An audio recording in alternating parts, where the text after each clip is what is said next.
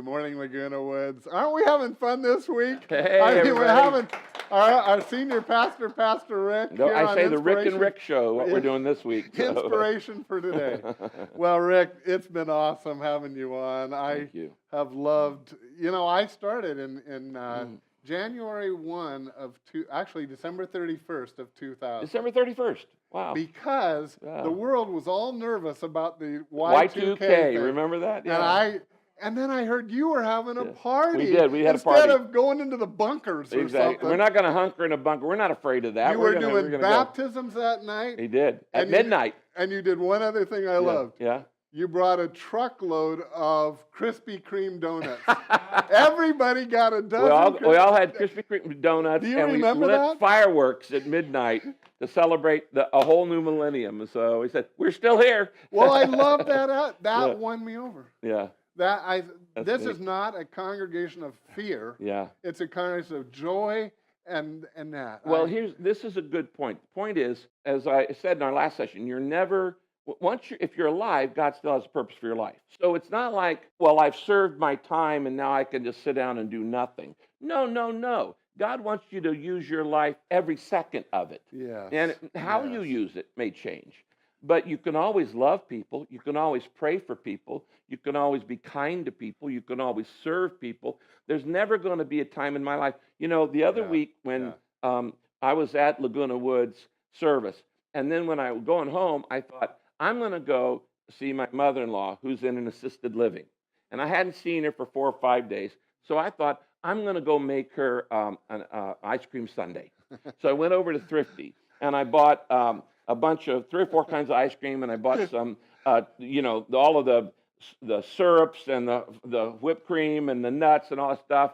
And then I thought, I got a plate for her, and I thought, she might be sitting in the lounge area watching TV with 8 or 9 other people, so I better take some more bowls. And so I bought a bunch of bowls. And when I walked in, sure enough, there were like 9 people in there. So I walked in and I said, the Funmeister has arrived. And I said, turn that TV off. Yeah. And so we served them all and had a good time. And then just talked about, for an hour or two, just shared stories of what was going on. I love that, Rick. And I genuinely love people. Yeah, and when you came, you hugged every person. Yes. They lined up the whole way, and you were awesome. It's kind of like hugging Goofy at Disneyland, or hugging Santa Claus. If you haven't received a Rick Warren hug, you've missed one of the exquisite pleasures of life. And I'm in full-time Christian hugging, and I tell you the reason why I believe in that, and why we're a hugging church. Yes, we are. We're a hugging church. I've had to learn that. Yes, and the reason why is because God made your skin to be touched. Babies that aren't stroked gets what's called failure to thrive, and their brains actually don't develop if they don't get touched. Our skin. I'm not talking about sex. I'm just talking about love, sisterly love. Everywhere Jesus went, he gave a look, a word, and a touch. And so when I'm out on the patio after a service at one of our campuses, and I hug somebody, I wonder how long that hug's got to last that person. Because, a lot of times we have a greater and greater percentage of our America is living alone or living single. And sometimes I'll see an elderly woman, and I just go, you need a man hug. Well, Rick, I go give him a hug. The other thing, along with that, though, I think one of the reasons that you love that so much is, well, you say you do love people, right? But I remember you've often said this, that your favorite size church was like 300. And I know that when Saddleback was at, you knew every person's name. And every kid and every cat and every dog. You're so good at that. Yeah. But now we're not 300. Right.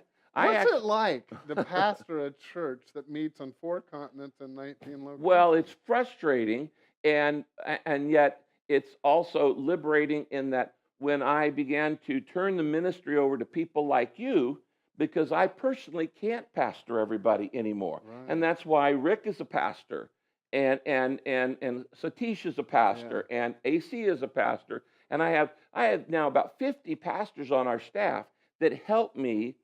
What does the word pastor mean? It means to love and care. It's like shepherd. It's the same word for shepherd, to love and care for the sheep.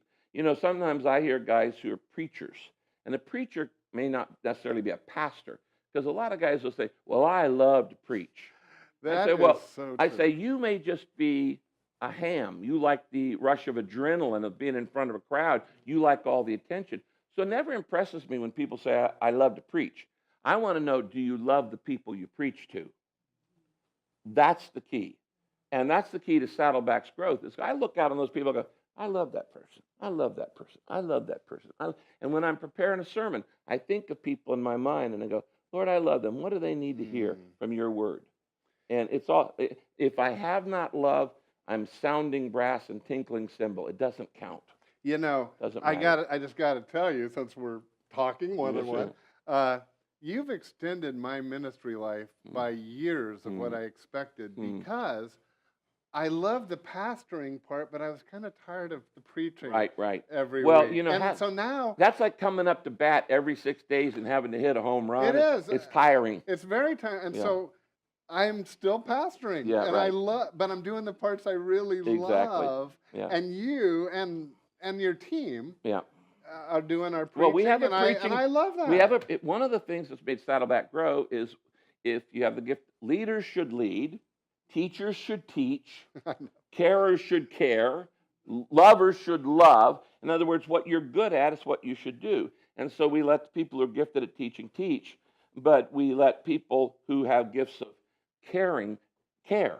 And so it allows everybody to serve in their area of expertise. Absolutely. That you coming up with the whole shape thing is that's an important thing. It's genius. He's talking about an acrostic I came up with years ago. SHAPE. There are 5 things that make you you. Spiritual gifts. What am I gifted to do? Heart. What do I love to do? Abilities. What am I naturally good at? Math, music, or art, or whatever. Making deals. P, your personality. Am I an introvert or an extrovert? Do I like to work in a group, or do I like to work by myself? And E, my experiences. Your family experiences, your educational experiences, and most of all, your painful experiences. God never wastes a hurt. So these 5 things make you you. And if you want to know what you're supposed to be doing with your life, you look at your shape. We actually have a class on that. We do. Class 301. I absolutely love 301 class, because out of that, we are a very unique church in that we put people into ministries that they actually totally enjoy. Right. And then they don't quit. You don't have to motivate them. We don't have turnover much. So, a person who's, like, for instance, has served in an area for like 10, 15 years, and then they want to try something else, they shouldn't be shamed. They should be put on a pedestal because they've served faithfully. But our goal is to get you into a spot where you are fruitful and you are fulfilled. Fruitful and fulfilled. When you're fruitful, that means you're effective at what you do, and you're fulfilled, you like to do it. It means you're serving in what we call your shape. And that extends your life, because shape gives you significance. Totally do. And of course, one of your old friends, Lou Torado, is 98 and our head usher. Lou has been. So that works. Not only is he head usher, Lou serves on the office of the pastor team. He works with me. He's been working with me for at least 15 years. Prior to that, he worked in our children's ministry at the Lake Forest campus. I know. Helped raise all my kids. Well, I mentioned Lou because I knew you know him so well. But I tell you, Rick, we have 200 people that are serving and no intention of leaving. Let me just say this. If you are feeling bored with life, if you're feeling, what is the purpose of me living another day? The antidote is to give your life away. The more I live for myself, the more bored I'm going to get. But the more I start thinking about other people, the more excited I get. Jesus said you lose your life to find it. That only in giving your life away. So find a place. You can do it in a service organization. You can do it in a club. But one of the best places to do it is in a church. We need them at Saddleback. We need them. We need you here. We need you here to help. And in giving your life away, you find the fulfillment, and you find the significance that comes from knowing I need a reason to get out of bed in the morning. And I'm not a big enough reason for myself. I need, in giving my life away, all of a sudden, I have fulfillment, and I have purpose. Well, Rick, thank you for coming down. Thank you for being our pastor. God bless you we guys. We love you.